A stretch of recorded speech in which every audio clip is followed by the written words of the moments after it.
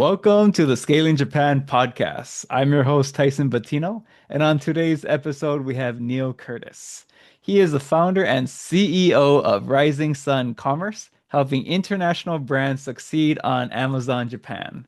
With over 9 years of experience in Amazon selling, he launched his own brand, Kid Transit, and later specialized in product listing optimization and Amazon PPC.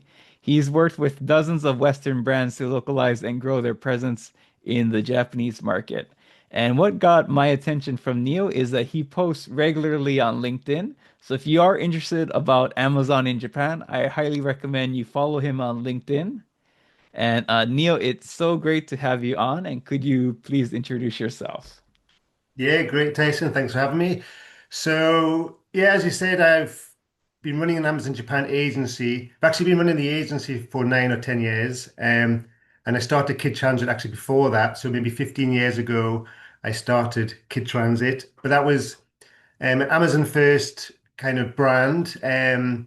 Started in the UK, Amazon UK, expanded it across Europe. And then I expanded my brand into Japan, which is how the Japan relationship started with me. And that's when I learned a lot. Back then, this was 10 plus years ago. It was a very different landscape. It was a bit easier, I say. But we got our products to the bestsellers quite easy. Well, not easily, but quite quickly. But we learned a lot. We learned about logistics, customs in Japan, and obviously setting up the listings in Japanese. And that's when I met my co-founder of Rising Commerce. We worked from a co-working space. We're in a city called Kingston upon Hull in the UK. So I met this guy called John Kant, who had just come back from Japan. He'd been there for 10 years with his wife, Japanese wife. So him and his wife basically helped me get my brand into Japan. But then we worked together a lot. We helped a couple of other people. So we decided, you know what, why don't we focus less on my kid transit, focus more on starting an agency. So that's how Rising Sun Commerce started about 9 or 10 years ago. Yep. And so our main areas are, we've got a lot of experience in logistics and customs, but we've actually got key partners in Japan that we normally pass on people onto them to deal with that because we're not a logistics company. We're an Amazon Japan's marketing company. So we're about, you know, setting your listings up as best as you can on Amazon Japan, managing your accounts, and then the advertising. And we've expanded a bit. I won't go too much now, but we do a few other things. I'm sure we'll discuss them later. Okay, sounds good. But when I hear Amazon Japan, I think of your name, and so I think your LinkedIn branding has done a pretty good job. Yeah, it's good. But that's basically what we do. We can, and some of our clients we do manage their other accounts, but we're an Amazon Japan agency. That's all we do. Our staff, we're a boutique team. We're only a small team, but we've got guys in Japan, and then we've got guys in the UK, and that's all we do. Amazon Japan. We just focus on Japan. So that's our full focus. So that's probably why you associate us with that. But we do have a couple of clients that work with Japan, and they said, "Oh, it's easier. Can you manage our other accounts as well because it's Gotcha. easier having one." So, but we've never taken a client on another marketplace unless we're doing their Japan as well because Japan is our primary focus. Gotcha. And so I guess, yeah, let's get started. So of course everyone understands what Amazon Japan is, may have a little bit of understanding of what's selling in general, but what is it like to sell on Amazon Japan, or may just kind of get us more acquainted with Amazon Japan in general? Yeah, well, it's a big market, so it's up there as one of the top Amazon markets. The US, Amazon.com is the biggest by far, maybe 10 times bigger than all of the Amazon markets. But then it's Japan, UK, and Germany are the next key players in there. So it's a good market. A lot of Western brands. So our niche is not just Amazon in Japan, but it's helping non-Japanese brands come to Japan. So we don't work with Japanese brands. We just work with mainly US, UK, and some European. We actually have an Indian brand as well. Um, yeah, so selling on Amazon, it's for people that don't know. Some people may assume that Amazon sells all the products that are listed on there, but quite a lot of the products on there are sold by independent brands and companies, and they just list them. Amazon owns the ecosystem, the marketplace, but the actual products on there are fulfilled and kind of manufactured and held by individual companies, and Amazon does ship them out if you want, but they don't actually own the products in a lot of cases. Although they can, they have two platforms. They have a 1P platform where they do buy the products at wholesale, but then most of it is just individual brands and sellers. So it's relatively easy to get started. It's relatively low cost. Obviously, in Japan, there's a few more hurdles for Western brands. They've got to have compliance. They've got to make sure all the products are safe for Japan. And Japan's a bit of a unique marketplace in they like to do a lot of their own testing in Japan. So Oh, if you sell across Europe or across America, there's kind of international documents that are transferable. But when you come to Japan, things like food safety or electrical compliance, you've got to get them redone just for Japan. So there's a few more hurdles to get through. And then there's obviously the taxes to pay, and I won't get into that now. So there's a few more hurdles, but once you're through them, then it's relatively, straightforward to sell on Amazon if you're a brand. You register an account. I'll talk in dollars here. I don't know where the audience is, but we'll just talk in US dollars. It's, maybe about $40 or something a month to register your account, and then it's just a case of creating your Japanese content and uploading it to the platform. So it's the process is relatively simple, but obviously there's a lot in the background. You can't just, you know, well, you can, but I highly recommend you don't just use Google Translate or AI for your listings, and there's a lot of cultural, as you will know, things that are different in Japan compared to the US, for example. There's a lot of difference in the way people speak and people communicate, and and the claims people make in America compared to what yeah. people do in Japan. So there's a lot of nuances, yeah. But yeah, the whole process of selling on Amazon is relatively straightforward, but there's a lot goes on behind the scenes. So I think you talked about some differences so far, but are there any other maybe common misconceptions foreign brands have when entering Amazon Japan? Yeah, and there are. I think people think it's going to be too easy, and this is pushed a lot by a lot of the you know, people that run agencies or maybe gurus that talk a lot about Amazon in Japan. They're obviously just trying to get people into their system so they can work with them. They tend to make it sound easy. They're trying to make it sound that if you do well in the UK or the US, you've got a listing with thousands of reviews, you just need to list it on Japan and sales will come flooding in. It's, Oh, an untapped marketplace. Japanese sellers are a bit weaker, their listings aren't as strong, they're not as well educated in Amazon as the Western, but that's not completely not true. And in fact, I always I always like to push it the other way. I always like to say actually Japan's harder than other markets. Not just because of the language and culture, but also there's a lot of things that, it's Japan is a huge trust, it's built on trust and reputation. People won't just buy your product because you say it's premium and the best thing in the world. You can't just say that. Um, you know, I think the buying mechanics of a Japanese person is um, trying to if you're not a known brand. We're assuming you're not a known brand in Japan. If you're an unknown brand in Japan, it's about alleviating risk factors. So if you're going to buy a product, you need to almost remove all the risk possible things that the Japanese consumer might have questions about. And it's rather than saying this is a brilliant product, you have to say this product has been tested to these standards, to these specifications, it's got these ingredients. It's kind of so it's yeah. So basically, that's the main thing. I'm confident that Japanese market is one of the hardest Amazon markets, whereas most other people try to paint it the picture is actually an easy, untapped market, but that's not true. I think that's a really solid point. Listeners or those who are watching YouTube, you can see my background, AI markets, and I mean we've been working 3 months to find out to make a good landing page for or so what we do is we sell lifetime deals for software. So rather than paying subscription, we have like a really good Google Maps tool. You just pay like 9,000 yen, you get it for life. But and uh and like kind of what we sell, you think it's like a no-brainer. It's like it's 9,000 yen. Uh if you were to buy this software, it's 3,000 yen a month for per location, and you get 5 locations for 9,000 yen. But we found that even though when you're selling something that is a no-brainer, it's we're going back to that exactly like you said, de-risking Yeah, is yeah, the main point. So like we've had to yeah, continuously add more and more and more content.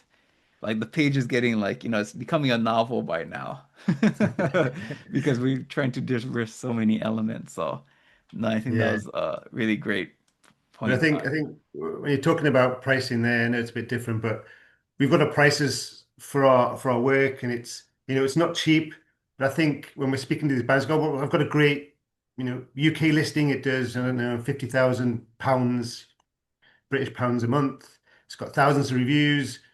You just need to translate it and put it up. Why you price it that? And you go, well, no, it's not as simple as that. It takes us, like you say, it takes us a lot of time. We have to do we've got staff, we've got, well-paid staff in Japan. We don't just obviously hire cheap labor for one thing. And then, but there's so much research goes into it. We analyze, like we talked about before, it's like we can't just translate your listing. We need to restructure it for the Japanese market. We need to take so much time to understand your brand and your product. If it's a food product, the ingredients, you know, why are these ingredients good, how we can message that to the what put all the testing you've done, but also we look at reviews, your competitor reviews, understand the concerns people have about your product and competitor products. Make sure we address those concerns in the listing because they're the risk factors we're talking about. People want to avoid those risks, so there's a lot of work goes into it. So yeah, I think it's just another example of Japan is not as easy as people as people think it is. Yeah, the auto translation of reviews, it doesn't help. It's very obvious. It's very Yeah. obvious it wasn't a Japanese person who wrote it. I know, and you can with the listings as well. You can check. AI is getting better all the time, but in Japan it's still not right. Shori is our main editor in Japan, and she looks at listings. We review Japanese listings sometimes, and you can tell that's not written by a native Japanese person. Almost like in the UK, sometimes you get Chinese products, Chinese brands. You can tell it's not quite right in English. In Japan it's even worse, I think, because Japanese language is a lot more complex, I think, for AI to get right, especially, yeah, well, it is much more complicated languages, again, as you know. And I think one thing, on our, let's say, when we're preparing for this interview, you also mentioned, let's say, they don't spend enough time on brand building. Yeah, so that that that's another thing. So when people come into the market, I think it's going to be easy and they land there, and then normally the conversion rates for certain keywords are much lower than they are, say, in the US, and they're questioning, the Japanese people don't like these products or the listing's not very good, and it's going, well, no, the problem is you're competing against all these other products that have awareness in Japan. They've been selling in Japan for years. And as we talked about before, it's about, you know, especially if you're a higher priced product, which a lot of these products are, because one, they're better quality products, but two, there's a lot more extra cost to get the products into Japan. And then they're competing, and then, like we said before, you need to build the trust for these products first. They're not just going to come to a listing and buy it. So they're sending traffic to the listings, and it's not really converting that highly, but it converts higher for the other competitor products because again, they've got some kind of brand trust in the market. So we always have to. It's more about expectations than of the brand that comes in. It's like saying, look, if you're going to come onto Amazon Japan with no brand awareness and you expect sales to go crazy, skyrocket, that's 99% of the time that's not going to happen.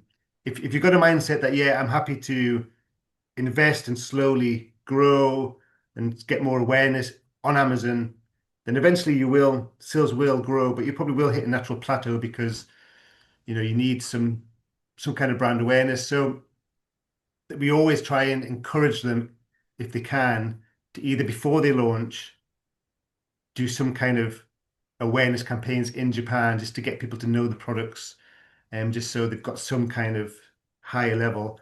Or if they get started and sales are slowly growing, then kind of use the time to kind of build up. A lot of the brands, they just want to, again, I think this is the problem with the information that's out there. People think it's easy, you just have to launch on Amazon, it's fine. And they don't even want to build a Japanese website. They don't want any Japanese social channels. Um, they don't want to work with any. influencers or something in Japan. All the stuff they do in their home markets, they don't want to do in Japan because they think it's easy just to come onto Amazon and dominate. But we always try and encourage them to try and build up the brand at least a bit to try and help with the sales. Um, yeah, so and the brands that have done the best for us are the ones that do have some brand awareness. So we've got a UK brand that has been using distributors in Japan to get into niche Mm, retail shops.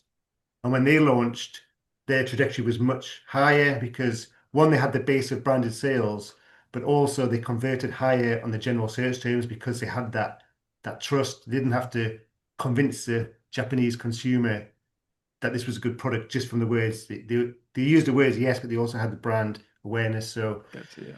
yeah, and it takes time. Nothing happens quickly. You've got to be patient. But yeah, we always encourage to create some kind of awareness and brand trust off Amazon because that always flows onto Amazon as well.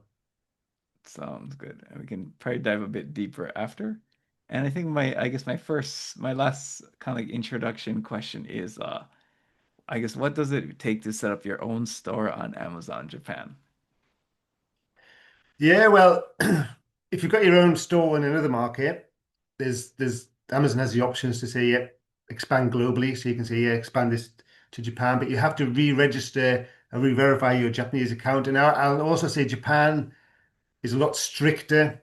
They're a lot more, they follow the rules a lot stricter. So what you can get away with in other markets, it's a bit harder. And if you've got to basically, you need to verify your account. So you need to prove you're a business. You need to upload your passport photo, your business address, your maybe bank account details to really verify that you're a real, genuine company.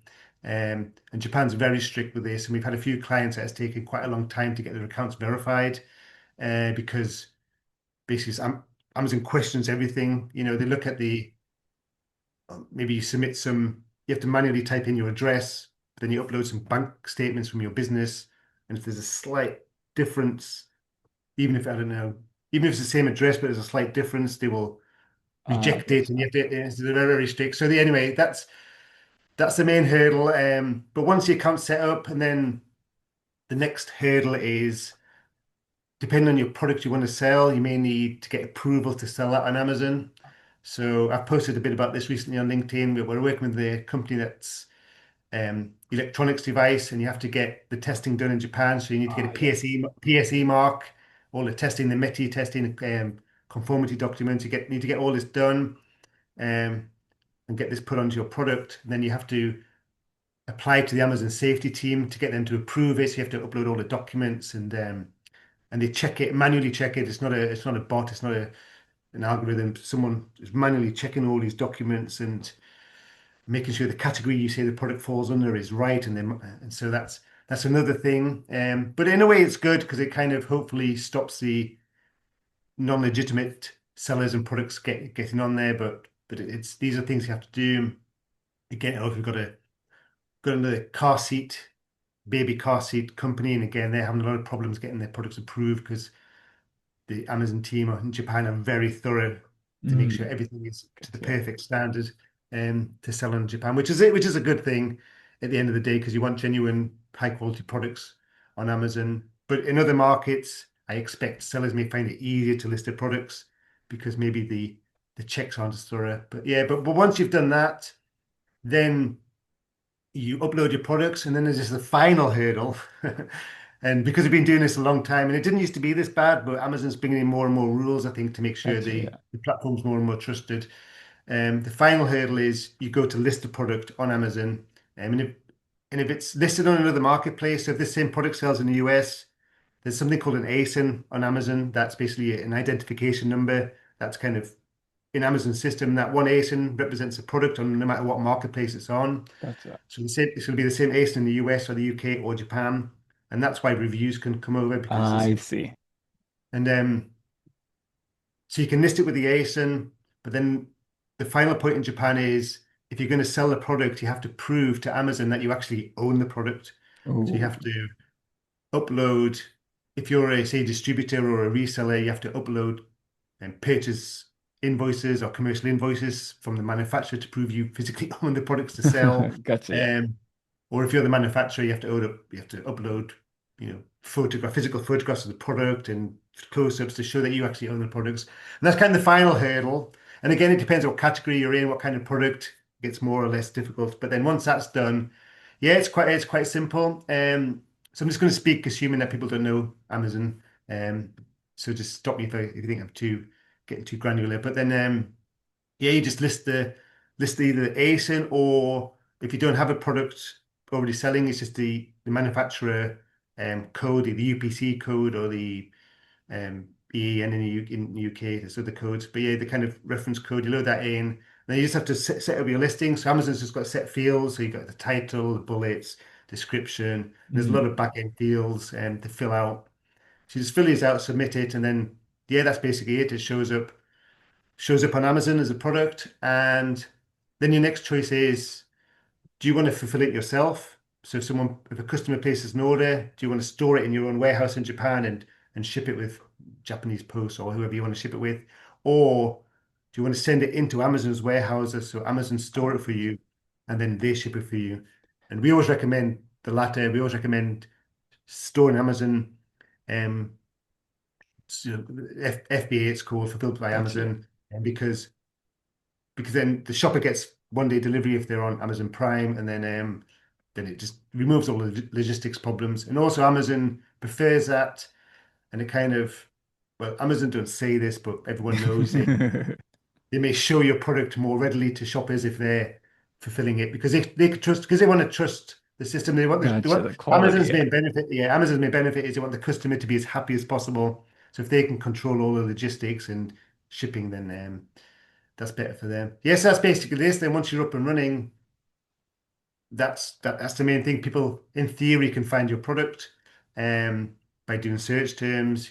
If you sell dog food, they would search for dog food or whatever, dog food for small young dogs or whatever they want to search for. But this is the next problem. There are thousands of other products similar to yours selling on Amazon that probably been selling for a long time. So this is why you have to invest in the advertising on Amazon, which is the next part of the equation, which is a difficult part. Um, and yeah, and it's a very competitive market. It's basically an auction. You're competing against again the other sellers. So it's basically, you say you want to bid on these search terms that are related to your product. So when someone types it in, but then it's, I'm willing to pay whatever it is, 500 yen for a click.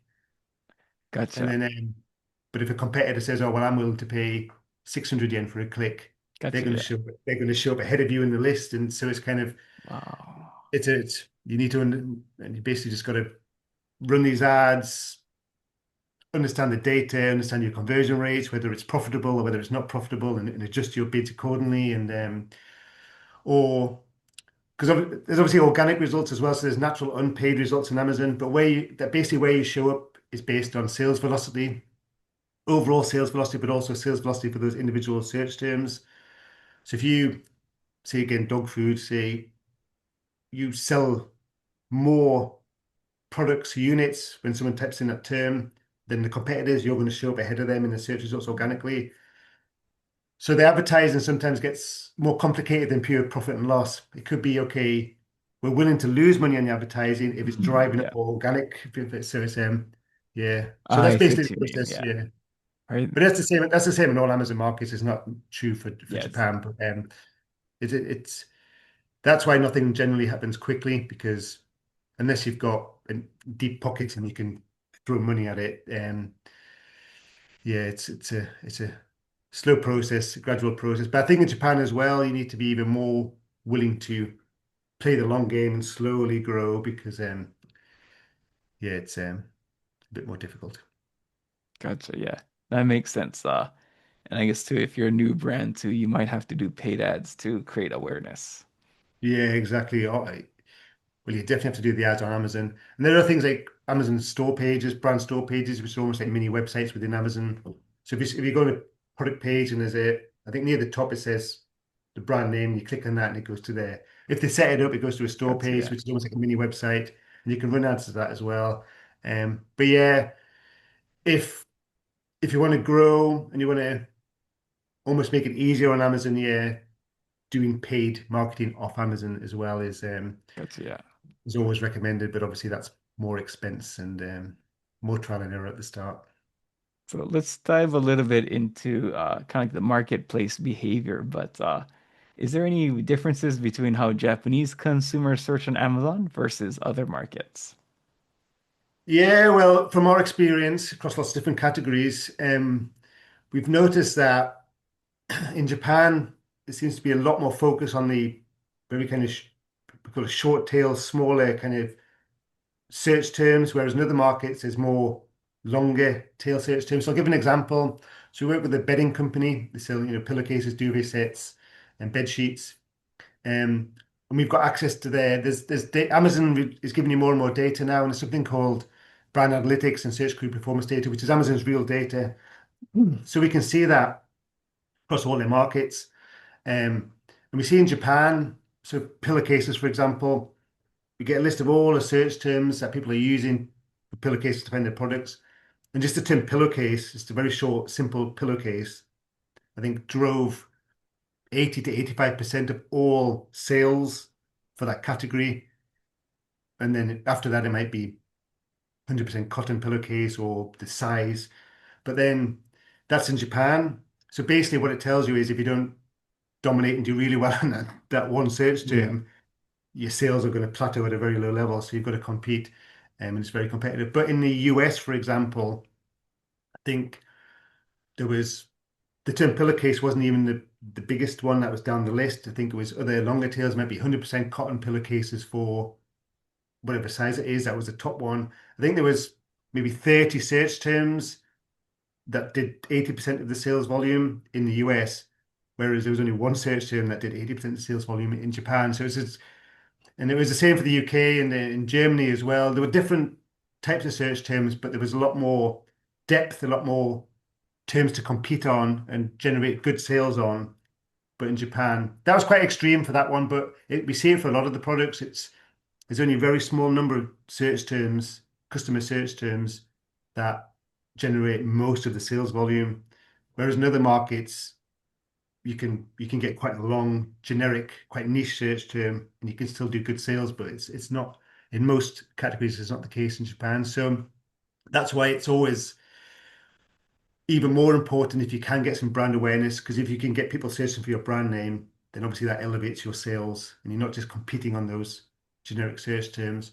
But it also means your listings have to be almost perfect, much better than the competitors. So you convert at a better level than your competitors for those shorter search terms. Otherwise, it's going to be very, very difficult to grow. You'll always grow because obviously there is a good amount of sales to be made from longer phrases, but you kind of max them out quite early, and your sales will plateau unless you are more aggressive and do well on the other sort of short tail generic search terms. So I think that's the main difference.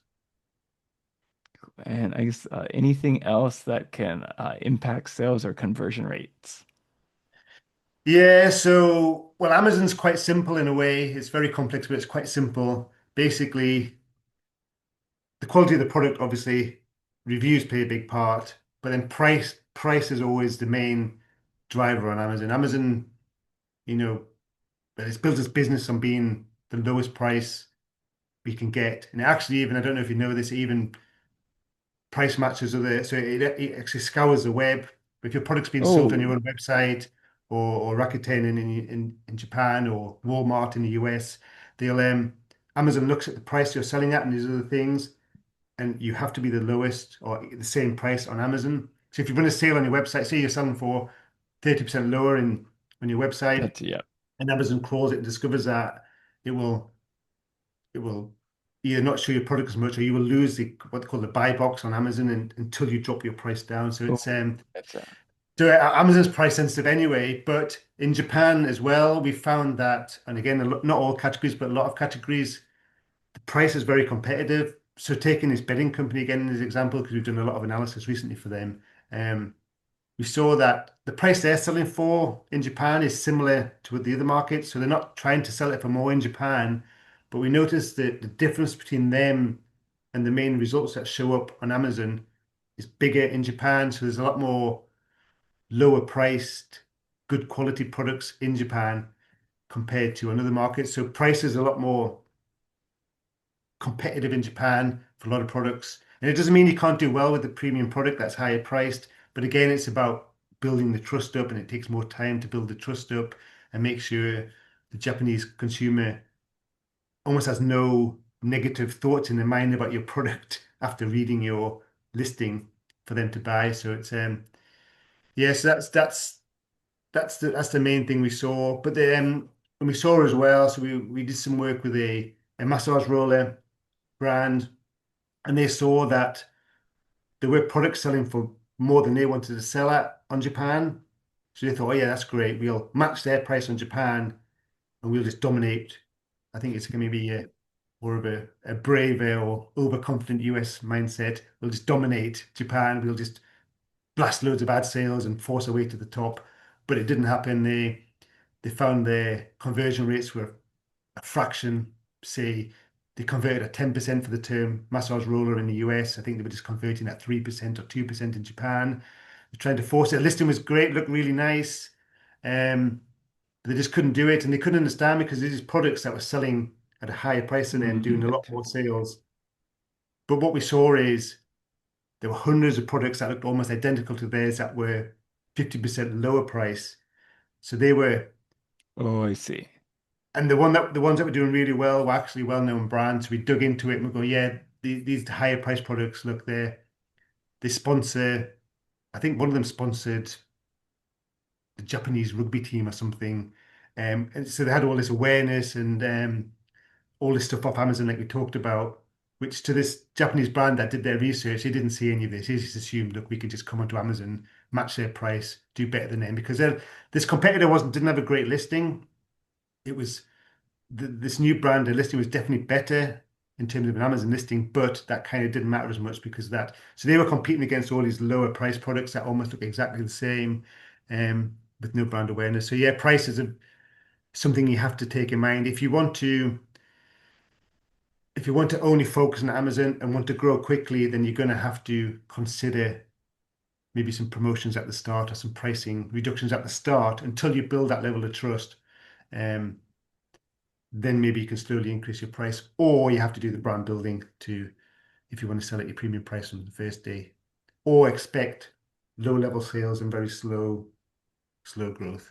Again, it's a mindset. If you're happy to say, yeah, I'm happy to wait 1 or 2 years and slowly grow at our main selling price. We want to be profitable but slow growth, and that's fine. But if you want to grow quick, then you're either going to have to sacrifice some of your margin, compete on price, or do off Amazon marketing as well. Gotcha.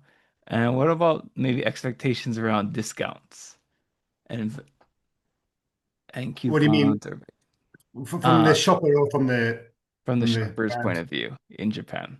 Yeah, I don't think it's not as that they're not as accustomed to discounts and promotions as they are in the Western markets. So I think almost in say in the UK or the US, you almost wait for a discount before you buy. It's not quite as strong as that in Japan, but it definitely makes a big impact. We've seen whenever we run a discount or a deal, sales always go up, conversion rates always go up. So it's definitely something we always consider. And in fact, it's the same with anything. So it's nothing special for Japan. You've always got to have if you've got a good pricing strategy, and whether that's periods at full price and then some periods of deals and back to full price and deals, just to slowly, you have to feed the Amazon algorithm basically in the flywheel, get your sales velocity going. Um, then we always recommend that. But yeah, the impact isn't as definitely not as big as it is in other markets, but it does have a big impact. And we see and Japan are introducing like other markets, but in Japan we've noticed introducing more and more of their Amazon special events. The Prime events are getting pushed harder. The Black Mm. Friday. So this year Black Oh Friday yeah. was over a 2 week period, Oh, whereas in 2024 it was just over a couple of days. So they kind of did an early extended period. So it's and you kind of feel, or brands feel, if you're almost forced into doing it because if you don't and everyone else is doing it, you kind of get left behind. So it's definitely, I don't know whether it's Amazon trying to force it or whether it's a Japanese mindset in general. whether the younger population expect it, but it's definitely becoming more popular in Japan. From when we first started 10 years ago That's to yeah. now, people are, there's definitely more promotions, and we do see a bigger impact. So we always, when we have regular client meetings, twice a month or monthly, and we do these reports, and we always discuss, how can we grow, and it's always, well, the easiest lever to pull is a promotion or a Yeah. coupon or a discount. But yeah, One actually regarding Black Friday, yes. One thing I noticed this year was when I would go to like the de not department store, but shopping mall, they would have a yeah, Black Friday for like 1 week. yeah. Like their campaign was 1 week long. I was like, I thought Black Friday was one day. I I was know, I thinking, know. so It's maybe crazy. let's say it could be Amazon's response too. And we went to a shopping mall that is a nationwide brand, Eon. Mm. So maybe it could be something there. Earlier It's you definitely, talked, it's definitely, yeah. I don't like it. I don't like it. So yeah, it was 2 weeks, 2 weeks in yes, Amazon's time. So it's kind of forced it. And I think they're Prime days, they're like the Amazon Prime days. And I think, again, I don't know if this happens in retail in Japan, but I know in the UK, you kind of other non-Amazon platforms also discount a bit over those periods because I know shoppers are looking for discounts during those yeah. periods. So Even, maybe even though that's what Amazon's invented this discount, but yeah. I'm pretty sure they do. And so I think you gave some good examples of localization where I think you mentioned like creating the FAQ. But what are some other elements of good localization other than let's say maybe going above and beyond to create an FAQ? Yes. So just we always do keyword research, obviously, and we have to understand what the search terms are, what real Japanese people are searching for. So again, it's not just a simple case of taking your keywords at work in the US, saying, "No, translate these for me, stick them in our Amazon listing." That some of them obviously do work, but a lot of them are different. Um, so you have to, yeah, do that, and obviously again, as there's you can write whole phrases that have no spaces in them, like huge paragraphs, or they can have single spaces or double spaces, and there's all these different alphabets. And sometimes we find that even some English words seem to be relatively high volume. Not doesn't happen that often, but so you have to kind of understand. So that's why we do lots of market research beforehand. We look at competitor listings. There's various tools that can pull out what search terms people in Japan are looking for to find them. And then, and like we said before, we have to understand if the brand is known in Japan before it comes or if it isn't, and that dictates how we structure the titles. So there's again, if it's a known brand, we'd always try. Amazon tries to force this, but if you don't have to, you always have to start with the brand first, and then maybe get the details of the product afterwards, because people already know the brand, so it's not so important. There's less risk. But if it's not a known brand, we don't try and put the brand at the start of the title anymore. We try and put the main product information at the start, so the shopper says, "Okay, this is the product for me first," and then they see the brand later. Otherwise, they see a brand and they go, "I don't know what that brand is. It means nothing to me." So I think that's a different thing to Japan. Whereas in other markets, okay, always start with the brand, push the brand, try and convince people that this is the best brand in the world. But in Japan, it needs to be, no, we need to earn the trust first and then push the brand. So yeah, so we need to understand that. It helps us write the title and the bullets. And I think in the shoppers in Japan, they read a lot more. They're not as lazy in a way as other markets. They read the information, so you can put a lot of information in there. I think in other markets they scan it, they, the images, look at the images, and they scan the bullets and scan the rest of the description. But in Japan, they look for the details. Again, like we talked about before, they like to really understand the product, making sure, especially if it's a product for, again, say for pets, if it's a product they're going to give to a pet, they'll take the time to thoroughly read, understand it, make sure there's no risk to there, especially if you're an unknown brand. So that's another way we kind of localize it. And the guys in Japan have done a lot of this, and this is all they do, so they kind of know how to word it. And we don't use AI to write these listings, but now AI is coming on. We can almost question what we've written with AI a little bit and our team work with it just to understand that we're not making claims that someone might not like or we're over pushing something. So yeah, so we kind of that's kind of that side of it. And also there's on other marketplaces, say the US, there's a lot of aspirational lifestyle kind of pushing the how great it is if you use this product. Whereas in Japan, it's you need to focus more on again the details of the product. So in the images, so you might have a really you know really good looking man drinking this product and looking all happy. Whereas I think in Japan, it's more that might come quite high up in the product image stack. But in Japan, you want to have the kind of this is a product, this is what's in the product, this is why it's good for you, this is why this product is different from other products. It's kind of like you want the information heavy at the start, and then later on you can put more kind of aspirational things, but only again after you've earned the trust and reduced the risk in the mindset. So it's kind of all these, there's a lot of uniqueness to how we structure it in Japan compared to other How markets. about for like product images? Yeah, well, it does depend and it's difficult. So some of the times we do use quite a lot of the images from the other marketplaces that work. So we have like Western looking people in the products and things like that. Um, we haven't done a huge amount of real A/B testing where to see if it makes a massive difference. So we need to do more of that. But we do, obviously if something isn't right in the image, you don't find these things in Japan. We kind of do localize the images a bit, but yeah, but it's just it's more about the actual content in the images that we focus on. So the information showing the text on the images rather than actual changing the models and things. But yeah, Thank you very much for sharing. And I think in addition to doing uh let's say Amazon, the listings, the Amazon ads, I think you also have help your brands use with bringing on influencer marketing as well. yeah, yeah. So again, we always encourage this, but it's quite hard sometimes to convince people to do it because they just want to focus on Amazon. But yeah, we've worked quite a bit with influencers. We've actually done some independent influencer work for brands that actually aren't on Amazon. So we did some work for the British Council. I think it's okay to mention the name. They've got an online learning platform for Japanese people to learn English. So they wanted to grow awareness. So we worked with influencers there, and that had a really good impact for them. So it's definitely something that works to get the awareness and brand.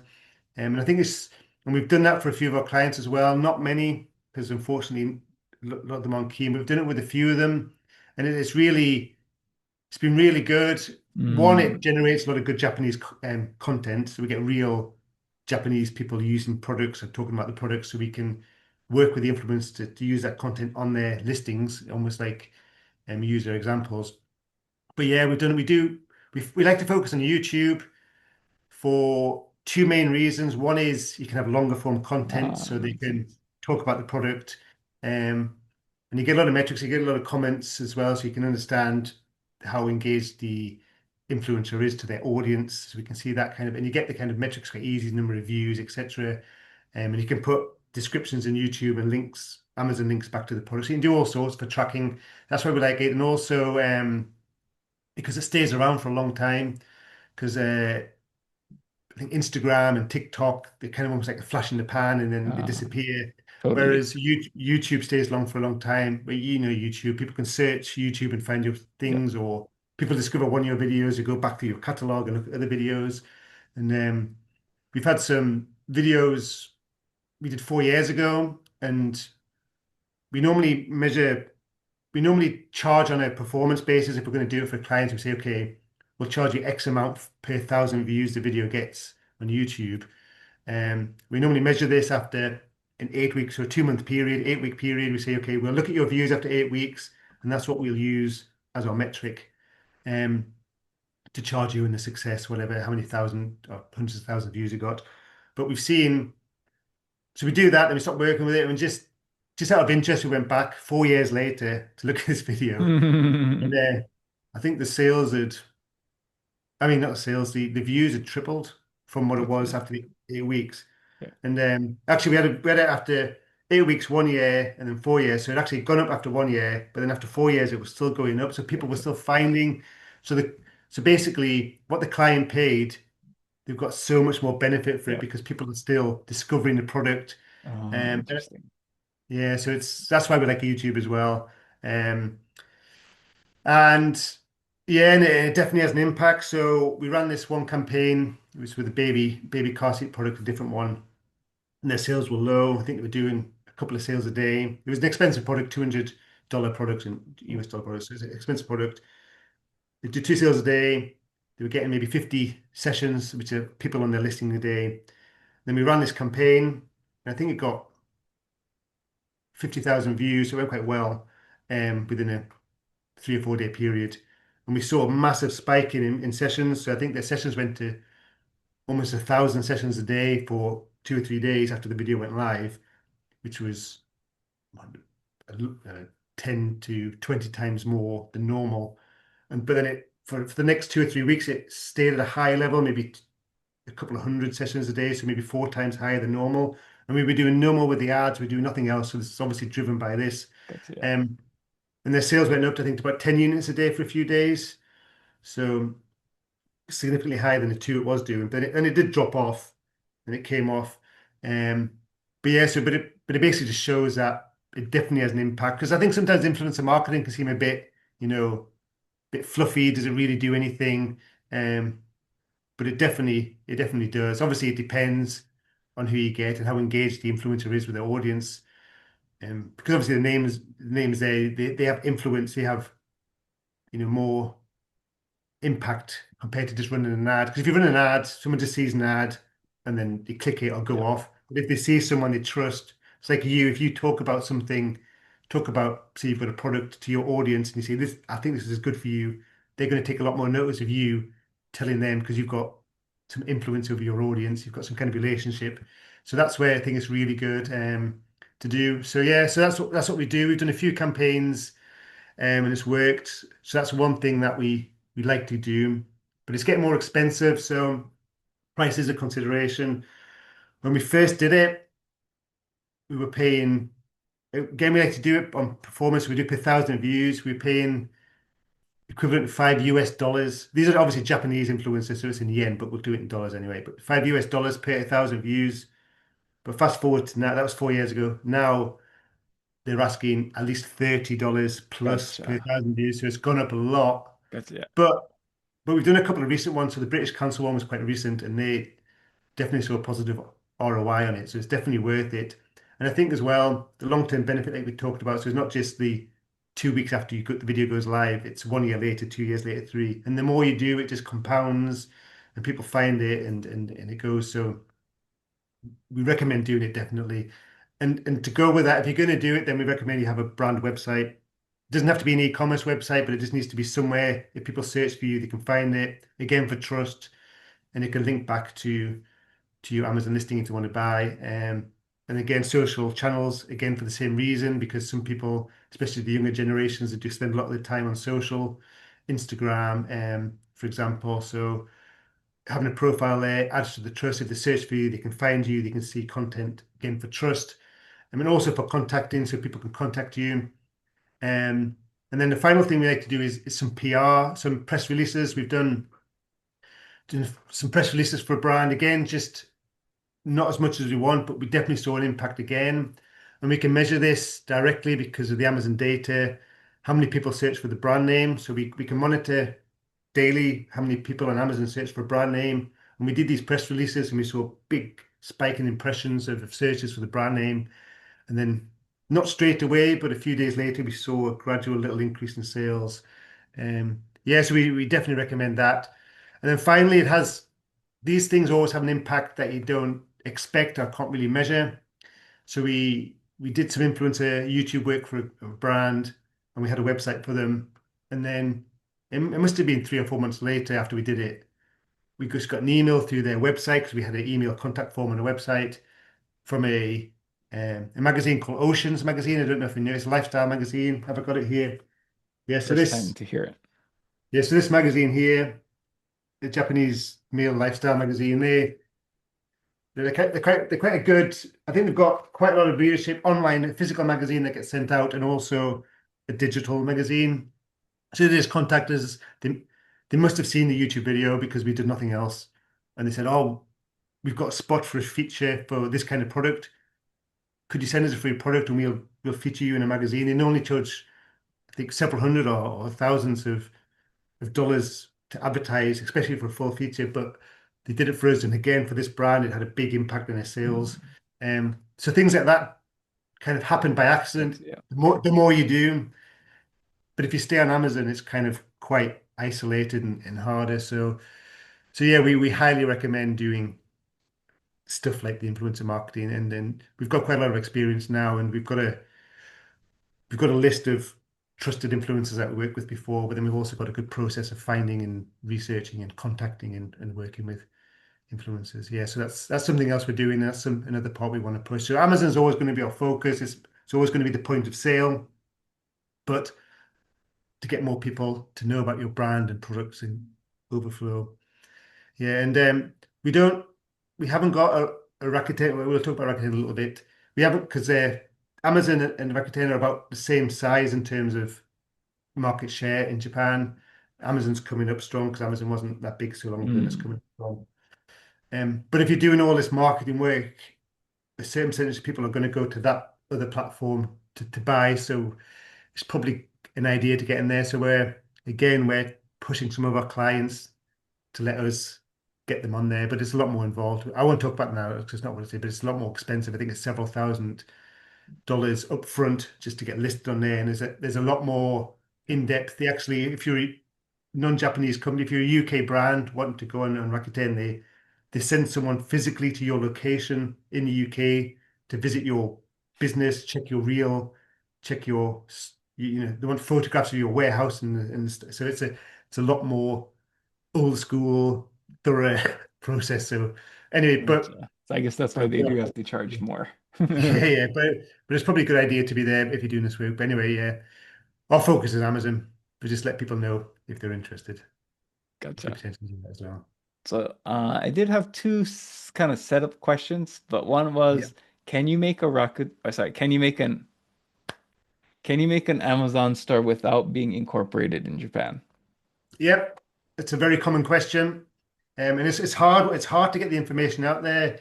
Because like I said, most people that put content about Amazon Japan, it's about, oh yeah, how great your sales are going to be. But actually the hard stuff that you talk about getting information, no, you don't.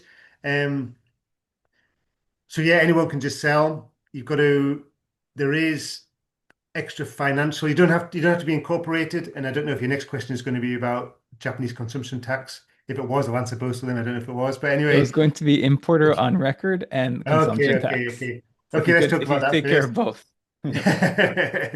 But these are the common questions that most people we speak to, they always ask these. So no, you don't have to be incorporated. Um, but you do need something called an importer of record. And another thing now, I can't remember what it's called, some kind of power of attorney. I don't know what it is again, but it's basically someone in Japan that takes responsibility for your products once they arrive. So you need a physical person with a physical address in Japan. Um, But there's lots of companies that do this. We've got a logistics company that can do that for you. They just put their name in the documents.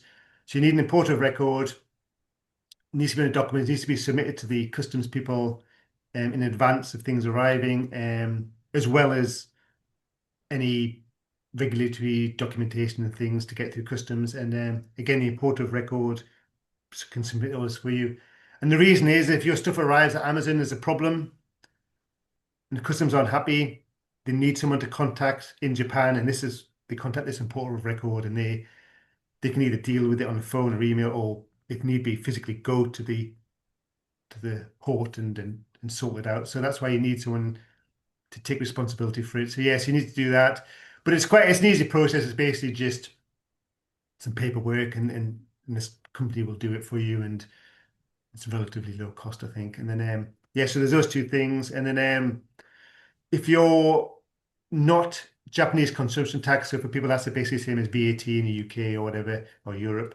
Um, if you're a Japanese company that's registered in Japan, you pay this you pay this after the sales made, and you file your taxes. But if you're an international company and you're not registered, and you don't have to be registered, and it's actually easier if you're not at the start anyway. You basically have to pay up front when at customs this almost is tax, Ah, I see. which works out at about 10% of of the selling price. So not the cost of goods and all that. Um, so you basically have to tell customs when it comes in. So if you're selling on Amazon anyway, it's, your product's arriving at the customs in Japan. You say, okay, when I sell this on Amazon, I'm going to sell it for 10,000 yen. And they go, okay, we're going to charge you 10% of that now, and you have to pay it up front to get your stuff through customs, and you can't claim it back. But the benefit is Amazon always adds this, but your selling price on Amazon always includes this tax, so you don't have to pay it later. You don't have to file it later as a non-registered company. So you just keep all the money for yourself because you've already paid that up front. Yeah, that's it. So it's a little bit complicated, but again, your logistics partner is you want to work with a logistics partner. If they know what they're doing, and we've got someone we work with, they're not an official partner. We don't get any benefit from them other than we know we're going to get a client on Amazon out of it. So their experience, and they'll just handle it all for you. They'll say, okay, we need this documents, we need this information, we need proof that you're going to sell at this price. Because obviously the thought process might be, okay, I'm going to tell customs I'm going to sell for 100 yen, but when I actually sell it, I'm going to sell it for 10,000 yen. And we've actually had this in the past, even though we highly recommend it to the client, they don't do this in the paperwork. They're very thorough. Again, everything in Japan, they're so thorough. They actually check. Real people actually check, and I, and it's the logistics I can, partner that gets hit. Yeah, yeah, sorry. I can see why Prime and all that Black Friday can make things so complicated, Oh yeah, yeah, yeah. But especially, you basically lose out. yeah, You can't claim your money back if you were registered for yeah, tax. If registered, you can almost exactly. I was just do thinking, it, I was but feeling, it was running through my head, and I was like, oh, it is. And we have a couple of brands that are, and they're constantly having to figure out how much they can. Because you still have to pay it up front, but you can almost claim back the difference if you've overpaid. Again, Black Friday, you charge less, so you've got less money in, so you've paid too much tax. It's a bit of a nightmare, and yeah, you have to have someone, an accountant in Japan or a company to because you have to submit all your tax returns Japanese through the Japanese system. So it's but obviously if you're a big brand, big company, want to expand and do it properly, yeah. But if you're just starting out and launching, we recommend don't worry about it yet. Get your stuff in, get selling, keep it as simple as possible. Um, but don't try and manipulate by telling the customs that you're going to sell it for a low price and then sell it for a higher price because they check. And we had one brand did this, they paid less taxes, sold it for higher, but customs check and they ring up the importer of record or they contact them and say, what are you doing? You know, and then the next shipment that came in, they held it in their warehouse for 2 months to check everything, and and the warehouses at the customs charge you a fortune. uh, For this brand, regretted it. So yeah, you've got to do it properly. But once you've done it, it seems complicated, but once you've done it a couple of times, yeah. it's it's not that complicated. No, very cool. So before we wrap things up, yeah, I just want to give you a minute to maybe share where people can find you and also mention what, what you do again and what type of companies you help. Yeah, yeah. So as I said before at the start, we're trying to be more active on LinkedIn, try and give some information out there. We don't like just to give generic bog standard, cut and paste content. We try and do a lot of case studies, information, stuff about taxes that we talked about. We try and give that. So follow me on LinkedIn, message me on LinkedIn. That's a good way. The website is risingsuncommerce.com. I don't know if you'll have a link in the description. There's a contact form in there. And then We'll take care of that. yeah, yeah, and you can put an email address if you want. But then yes, that's just the easiest way, LinkedIn or through the website. And to remind you, we specialize in helping non-Japanese brands get selling on Amazon Japan. We work with all sizes. We have our prices. So again, on our website, you can download almost business deck that's got what we do and our prices in there. Um, and we were very thorough. We've got a Japanese team, the UK team, a relatively small team, but and when you work with us, you always speak to me. When you first speak to me, we have a call. So you always, you're not handed off to some account manager in somewhere. So you always speak to us. So yeah, so we basically just we can help you with logistics and things. We'll probably introduce you to a logistics partner to help you with all the taxes and compliance. But then when you work with us, we basically like to make it as easy for you as possible.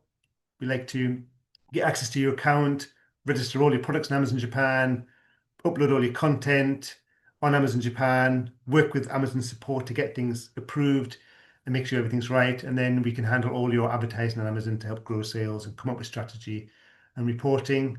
Yes, that's basically what we're doing. And if you've got any questions, just hit me up LinkedIn or to the contact form on the website. Cool. This has been very informative and yeah, no, thank you so much for today. No, thanks for having me on. Take care, Neil. Cheers. Thanks.